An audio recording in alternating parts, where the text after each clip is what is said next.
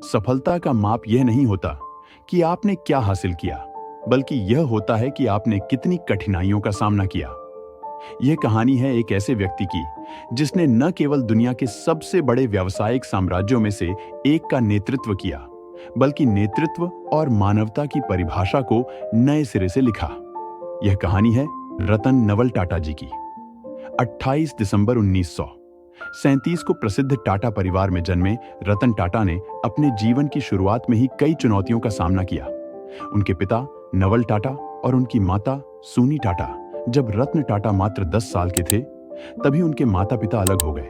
इसलिए उनकी परवरिश उनकी दादी लेडी नवजबाई टाटा के देख रेख में हुई। यहीं से रतन टाटा ने विनम्रता, सहानुभूति और दृढ़ता के मूल्यों को सीखा।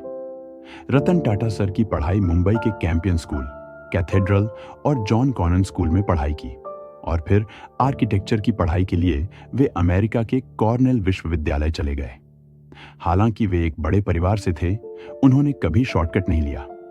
वे कड़ी मेहनत करते रहे, असफलताओं का सामना किया और उन्हें पार किया, जैसे हर सामान्य व्यक्ति करता है।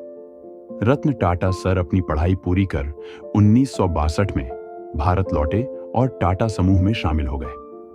उनका पहला काम किसी आलीशान दफ्तर में नहीं था, बल्कि वे टाटा स्टील के कारखाने में चूना पत्थर संभालते और ब्लास्ट फर्नेस में काम करते थे।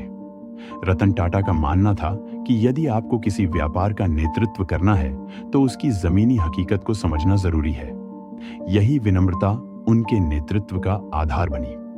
J.R.D. टाटा, जिन्होंने टाटा साम्राज्य की नींव रखी थी, उन्होंने रतन में कुछ खास देखा जो कोई और नहीं देख सका।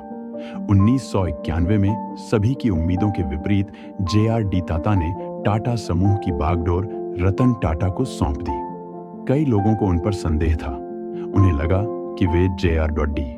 की तरह महान नहीं बन पाएंगे, लेकिन रतन टाटा के पास एक सपना था, ऐसा सपना जो टाटा को राष्ट्रीय ब्रांड से एक वैश्विक ताकत बना देगा। रतन टाटा के नेतृत्व में टाटा समूह में बड़ा बदलाव आया। उन्होंने टाटा मोटर्स को वैश्विक बनाया जब 2008 में जगुआर लैंड रोवर का अधिग्रहण किया। ऐसा कदम जिसे कई लोगों ने जोखिम भरा माना, लेकिन यह एक उत्कृष्ट निर्णय साबित हुआ। उनके नेतृत्व में टाटा टी ने टेटली का अधिग्रहण किया, टाटा स्टील ने कोरस का और टाटा कंसल्टेंसी सर्विसेज दुनिया की अग्रणी आईटी कंपनियों में से एक बन गई। लेकिन रतन टाटा की सफलता का माप केवल मुनाफे तक सीमित नहीं था। टाटा दुनिया के सबसे बड़े परोपकारी लोगों में से एक थे, जिन्होंने अपनी आय का लगभग 60 से 65% दान में दिया है। वे हमेशा समाज को कुछ लौटाने में विश्वास रखते थे। टाटा समूह हमेशा परोपकार के लिए जाना जाता है और रतन टाटा ने इस विरासत को और आगे बढ़ाया।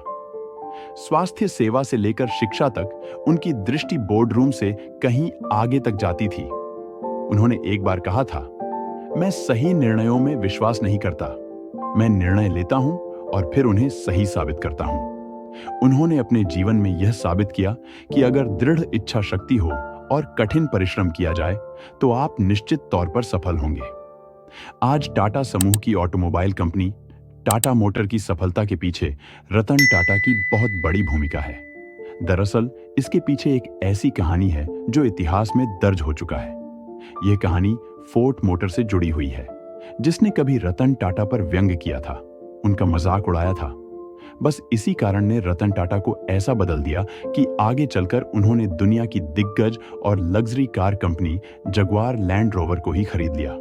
इसके बाद तो मानो फोर्ड मोटर की सिटी पिट्टी गुम हो गई थी। यह खरीद केवल व्यवसाय के बारे में ही नहीं था, यह एक तरह का बदला भी था जो रतन टाटा ने फोर्ड से लिया था। साल 1999 में जब रतन टाटा और उनकी टीम ने अपना नया कार्य कारोबार फोर्ड को पेश किया तो उन्हें तिरस्कार का सामना करना पड़ा। फोर्ड के प्रतिनिधियों ने उनकी विशेषता पर सवाल उठाए, यहां तक कि आश्चर्य भी जताया था कि उन्होंने पैसेंजर कार डिवीजन में क्यों कदम रखा। दरअसल रतन टाटा अपने यात्री कार व्यवसाय को बेचने के लिए फोर्ड से मिले थे। फोर्ड ने उत्तर में कहा कि वह कार व्यवसाय खरीदकर उन पर एहसान करेंगे। यह बात रतन टाटा को अच्छी नहीं लगी और उन्होंने ऑटोमोबाइल बिजनेस को ही नहीं बेचने का फैसला किया, इसके बाद रतन टाटा ने कार ब्रांड पर दृढ़ संकल्प के साथ काम किया।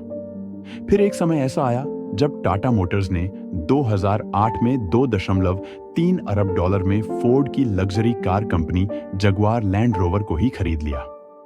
रतन सर के नेतृत्व का सबसे भावुक क्षण था 26 नवंबर मुंबई आतंकी हमले के दौरान। टाटा समूह का ताजमहल पैलेस होटल हमले का एक मुख्य स्थल था, लेकिन वित्तीय हानि की बजाय रतन टाटा ने लोगों पर ध्यान केंद्रित किया। उन्होंने व्यक्तिगत रूप से यह सुनिश्चित किया कि पीड़ितों के परिवारों, कर्मचारियों और यहां तक कि सड़क विक्रेताओं की भी पूरी देखभाल की जाए। इस करुणा भरे कार्य ने उन्हें लाखों दिलों में जगह दी। 2012 में 2 दशकों के सफल नेतृत्व के बाद रतन टाटा ने टाटा समूह के चेयरमैन पद से इस्तीफा दिया। रतन टाटा को अमेरिका में एक लड़की से प्यार हो गया था, लेकिन वह शादी तक बात नहीं पहुंची। 2011 में CNN को दिए गए एक इंटरव्यू में रतन टाटा ने खुलासा किया कि डर और विभिन्न परिस्थितियों के कारण उन्हें कई बार शादी करने के अपने फैसले पर पुनर्विचार करना पड़ा। मैं 4 बार शादी करने के बहुत करीब पहुंच गया था, लेकिन हर बार मैं डर के कारण या किसी न किसी कारण से पीछे हट गया। उन्हें साल 2000 में पद्म भूषण और साल 2008 में पद्म विभूषण से सम्मानित किया गया था। स्वास्थ्य खराब होने के कारण उनको मुंबई के ब्रीच कैंडी अस्पताल में भर्ती कराया गया था। 9 अक्टूबर 2024 के शाम उनका निधन हो गया। कभी-कभी कुछ लोग हमारे जीवन में आते हैं और अपनी विनम्रता, करुणा और कड़ी मेहनत से एक ऐसा निशान छोड़ जाते हैं जिसे समय भी मिटा नहीं सकता। रतन टाटा ऐसे ही एक इंसान थे। आज हम न केवल एक महान उद्योगपति को, बल्कि एक आदर्श, एक मार्गदर्शक और एक सच्चे इंसान को खो चुके हैं।